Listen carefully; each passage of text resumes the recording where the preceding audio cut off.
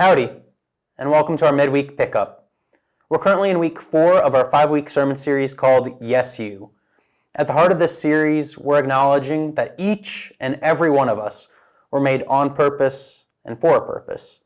In each of these 5 weeks, we're exploring different heroes of the faith. We're looking at folks that maybe were considered to be underdogs, like David, or maybe outsiders like Rahab.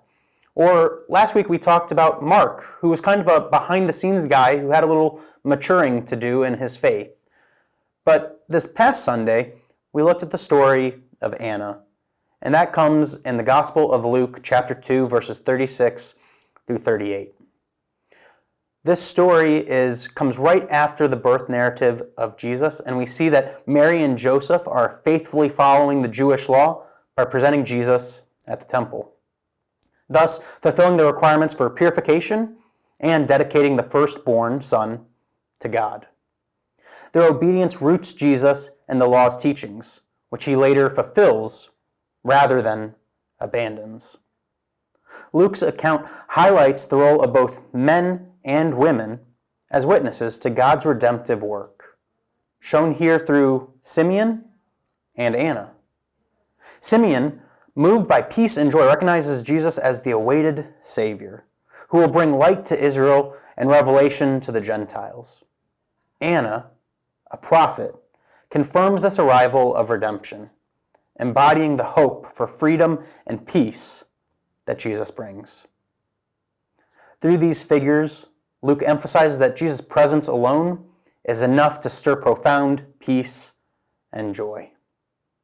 Jesus reminds us that in the midst of hecticness and chaos of daily living, we can always find peace and comfort in him.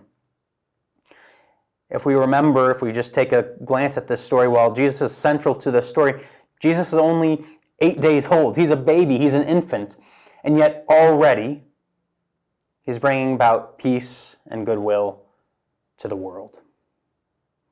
Luke's Christ-centered approach challenges us to focus on God's peace made tangible in Jesus' life, offering a message of hope and joy that endures regardless of present hardships. As we get ready for the hustle and bustle of the holiday season, a food for thought question for y'all would be, how do you center yourselves around Jesus? What are the ways in which you can find peace through him in the midst of this busy season? Thank you for your time, and I hope this was a wonderful way in which to pick up your spirits and brighten your day.